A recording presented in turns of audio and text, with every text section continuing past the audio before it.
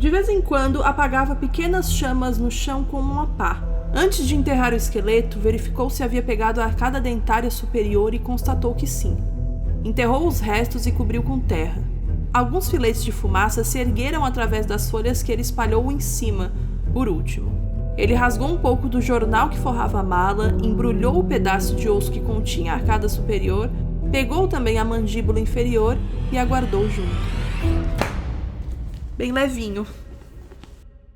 Uá! Olá, beldades! Hoje eu vim aqui para falar com vocês sobre 2 livros que eu li recentemente e fiquei extremamente obcecada. São eles... Quase deixei cair. O Talentoso Ripley e Ripley Subterrâneo, ambos da lenda Patricia Highsmith. Eu falei que eu queria ler mais coisas dela depois que eu li em Águas Profundas, porque eu queria muito saber se aquele estilo de narrativa ia continuar nos outros livros. Não continuou, mas isso não foi negativo. O Talentoso Ripley é um clássico dos anos 50, 60. Ele foi até já adaptado. A adaptação mais famosa é aquela com o Matt Damon, que ele interpreta o Tom Ripley. E aqui nós temos Ai, como que eu vou explicar esse personagem, gente? Não foi à toa que esse livro virou um clássico. Eu falei muito sobre ele nas minhas lives e sobre o espetáculo que é ver a Patricia Highsmith criando personagens com transtorno de personalidade antissocial. É um negócio que você fica pensando sobre ele por muito tempo. E eu acho que é quando você sabe que uma leitura te marcou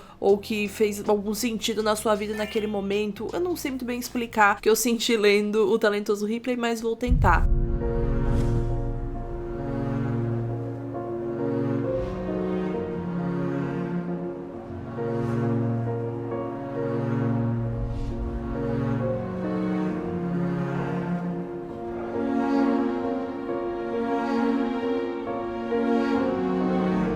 Aqui a gente vai encontrar esse cara, que é o Tom Ripley. Ele é um cara que vive aplicando pequenos golpes. Como assim, Bel? Não entendi. Ele é um charlatão, gente. Ele gosta muito de dar golpe em bancos, de dar golpe nas pessoas que acreditam na lábia dele, porque ele tem muito poder nessa lábia. Ele é extremamente manipulador, sabe muito bem como colocar as palavras, como manter uma eloquência num diálogo onde ele precisa se sair bem. E aqui a gente vai vendo essa dinâmica de vida que ele tem. Ele mora em Nova York e ele vive de fato aplicando esses pequenos golpes. É um negócio um pouco chocante se a gente para pra pensar que existem pessoas que vivem assim, mas existem. E naquela época ainda era muito mais corriqueiro, vamos dizer assim. E assim, nós conhecemos o Tom Ripley nas minúcias da vida dele, porque tem algumas coisas que ele faz questão de nos mostrar mesmo. Apesar de tudo, nós só conhecemos o que ele apresenta até então. E mesmo assim é uma boa apresentação, eu diria. Ele tem um poder de convencimento muito grande, então sabemos desses pequenos golpes que ele aplica, sabemos que a vida dele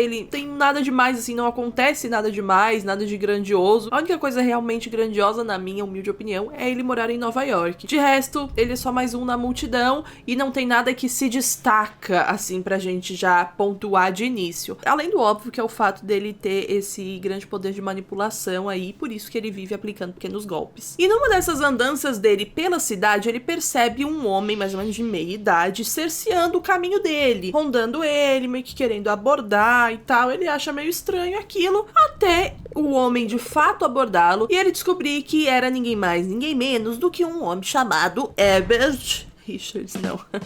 Herbert Greenleaf, que é um ricaço, dono de uma fortuna gigantesca, mas até então o Tom não sabe totalmente disso. Ele aborda o Tom Ripley e fala: cara, o meu filho, ele foi pra Europa viver da arte dele, ele não quer gerir a empresa, ele não quer comandar, pelo amor de Deus, você precisa ir lá convencer, já que vocês são próximos. Realidade, o Tom Ripley, por ser esse cara extremamente manipulador, golpista, tal qual a Marta, ele simplesmente não lembrava tão bem assim desse tal de Dick Greenleaf, porque ele vivia em festas que os ricaços promoviam. Então assim, pra ele ascender socialmente, pra ele ser visto por essas pessoas, ele frequentava essas festas e ele conversava com umas pessoas ou outras, ele ia até na casa de alguns outros, mas ele nunca teve um grande laço assim com as pessoas. Óbvio que algumas ele até conhecia de nome, relance, mas de fato não era algo, não era um grande vínculo nem nada disso, não era uma amizade como o Herbert achava que era. Porém,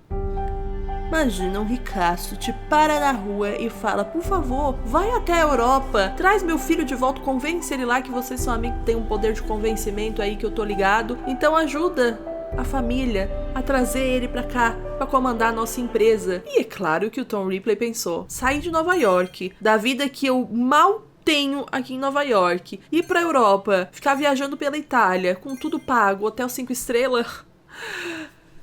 Um beijão, Estados Unidos. Volto, talvez em breve, talvez nunca. Então, assim, alguém vai julgar o Tom Ripley por ter aceitado ir pra Europa com uma grana infinita pra tentar convencer o homem lá pra voltar?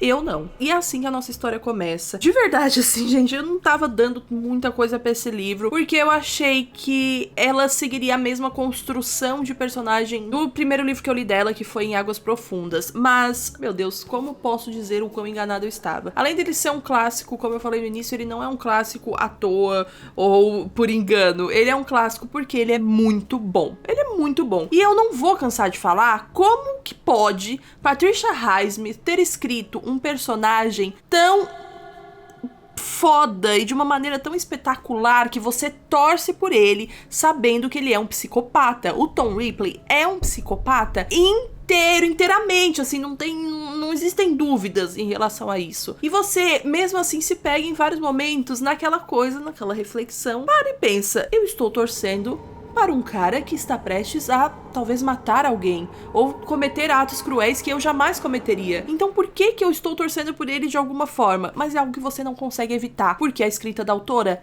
é fantástica. É fantástica e é algo que precisa ser enaltecido e dito, porque é inevitável quando você tá lendo pensar sobre isso, porque você começa a refletir sobre o que você tá torcendo, pra quem você tá torcendo. É muito aquela dinâmica, né, de criar um grande anti-herói, exemplo, na série do Dexter, ou então um personagem onde você conhece tanto ele que você sabe, obviamente, por que ele age daquela forma. Você não necessariamente concorda com os atos, mas você sabe por que ele tá agindo. E por mais que seja, assim, um exercício de empatia, também é um exercício de autorreflexão. Aliás, a empatia nada mais é, muitas vezes, do que você parar pra refletir, olhar pra si e depois conseguir olhar pro outro de uma forma mais clara e plena. Mas aqui nesse livro, gente, sério, tantos momentos eu fiquei pensando, meu Deus, Isabel, tu vai ser cancelada, mulher. Mas cancelada por quem? A minha cabeça pergunta pra minha cabeça também. E aí ela responde pra ela mesma, por você mesma.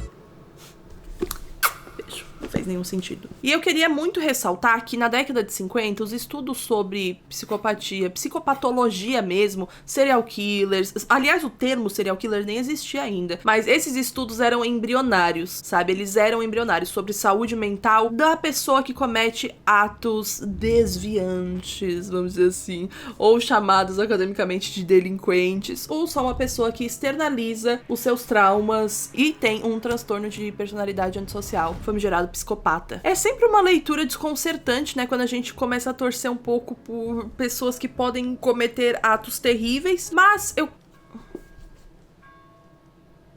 São 7h13 da noite. Qual o motivo de tocar o sino num horário quebrado desse? Eu não faço ideia, mas é isso aí.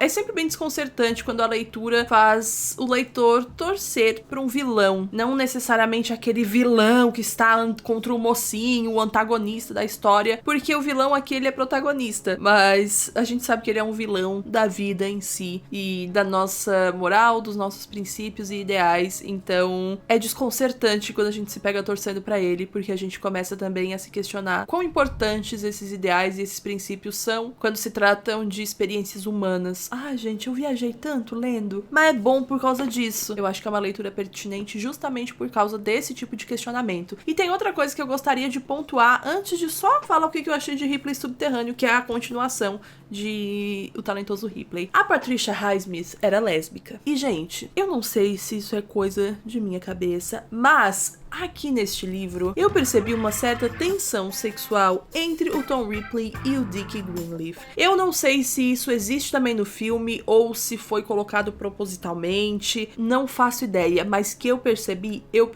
Pode ser coisa da minha cabeça fanfiqueira? Claro que pode. Alguém vai me julgar? Espero que não. Mas também acho que pode ter sido colocado propositalmente. E aí ficaria uma discussão ainda mais intensa, porque eu... Ai... Patrícia, tu faria isso, mulher? Tu me respondas, por favor. Eu tô surtada falando disso. E eu queria só pontuar um negócio, né? Uma tensão sexual entre dois homens num livro escrito em 1955. E ter uma autora lésbica escrevendo sobre isso torna ainda mais interessante, porque a mulher sabe do que tá falando e também porque, meninas, eu vou dizer pra vocês.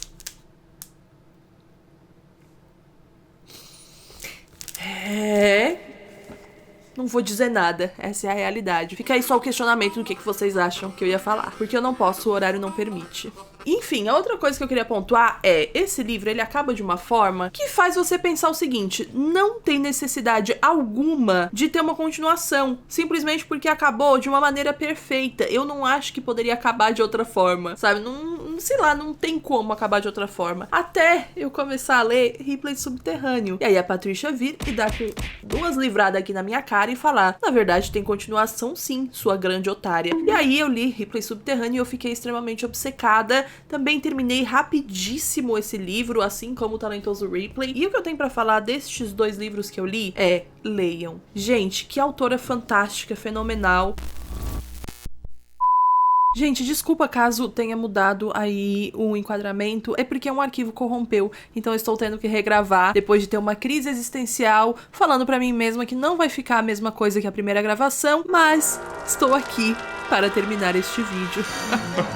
Enfim, continuando falando sobre a incrível trajetória da Patricia Highsmith escrevendo esses dois livros, eu acho que eu já fiz um bom resumo do que eu penso sobre eles, mas eu quero muito pontuar algo que ficou na minha cabeça: a leitura inteira de ambos os livros, tá? Quando eu pesquisei sobre o Andrew Cunanan e tal, eu fui muito fundo mesmo, eu fiz um vídeo de 1 hora sobre a história dele, você pode conferir, inclusive vou deixar aqui nos cards, aqui em cima, mas eu queria dizer que o Tom Ripley é tão parecido com ele, mas tão parecido com ele, que eu cheguei a pesquisar novamente se em algum momento da vida dele ele comentou sobre gostar muito do talentoso Ripley e algo parecido, porque, sério, e eu só não acho que a Patricia Highsmith se baseou no Andrew Cunanan pra escrever e pra fazer o personagem mesmo do Tom Ripley, né, pra construir o Tom Ripley, porque o Andrew Cunanan foi o algoz do Gianni Versace e de várias outras pessoas só nos anos 90, esse livro foi escrito nos anos 50, como eu comentei, e assim, se não fosse isso, eu juro pra vocês que eu acharia sim, com certeza, que ela tinha se baseado na história do Andrew, porque o Andrew também amava ficar entre a elite, ficar puxando o saco de gente ricaça, aplicava pequenos golpes, e ele começou assim, construindo uma personalidade que ele achava que cabia mais na vida dele, porque ele olhava aqueles ricos e ele pensava: eu quero ser essa pessoa, eu quero estar ali, tanto quanto Tom Ripley. Então ele olhava aquilo tudo acontecendo, aquela festa toda, ele falava: e quando que eu vou dar a minha festa na minha mansão? Quando que serei eu? Ele era mitomaníaco também, mentia sobre tudo, inventava milhões de coisas e também construiu pequenos vínculos com várias pessoas ao longo da vida dele, porque, querendo ou não, ele, nesse negócio de puxar o saco dos outros, muita gente acha que puxar o saco é criar um vínculo de amizade, né? E tende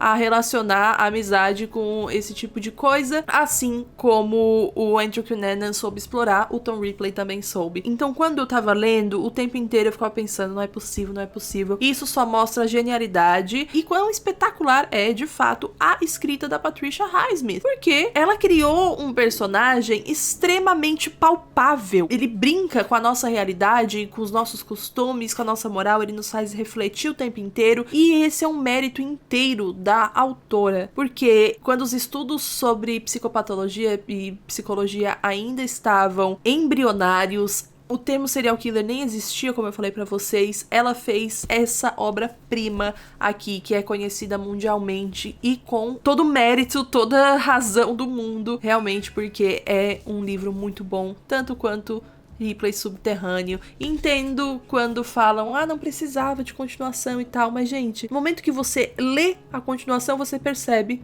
que precisava sim. Mais uma leitura desconcertante, inquieta, que incomoda mesmo o leitor, que é o tipo de leitura que eu amo fazer o quê, né? É o meu jeitinho. Foi muito especial ler esse livro, comentando com vocês lá na live também. Queria fazer um agradecimento especial, não apenas para as pessoas que me acompanham na live, como as que acompanham aqui também. Eu sei que eu fiquei aí, principalmente neste momento, onde passei por uma crise bem braba em relação ao meu conteúdo, minha identidade, o que eu queria continuar produzindo aqui no YouTube. E do nada o canal bateu 900 mil inscritos. E do nada, semana passada, vocês me falaram, e eu realmente tomei conhecimento que o meu canal é o maior canal literário do mundo. E é o tipo de coisa grandiosa, mas ao mesmo tempo assustadora, se você parar pra pensar. Se eu paro pra pensar sobre isso. E isso só aconteceu porque vocês não soltaram a minha mão, de fato. Vocês ficaram aqui, vocês confiam no meu conteúdo. E quando eu vejo isso tudo acontecendo, eu só penso que alguma coisa eu devo estar fazendo certa. E eu espero que vocês continuem me apoiando nos meus projetos, que tem muita coisa que vai vir aí. E vocês vão estar junto comigo, eu espero, de verdade. Para adquirir esses 2 livros maravilhosos, o link vai estar aqui embaixo na descrição. E queria agradecer também imensamente a editora Intrínseca por ter me enviado estes 2 livritos e por ter confiado no meu trabalho ao me chamar para divulgá-los, né? Pra ler e, se eu gostasse, divulgá-los aqui no canal. Eu faço isso com o maior prazer do mundo, porque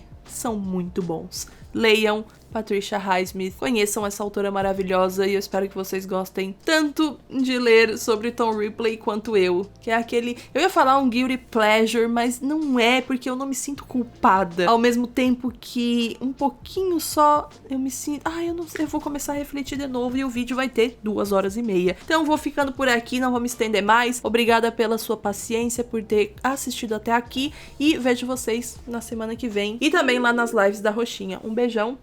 Tchau!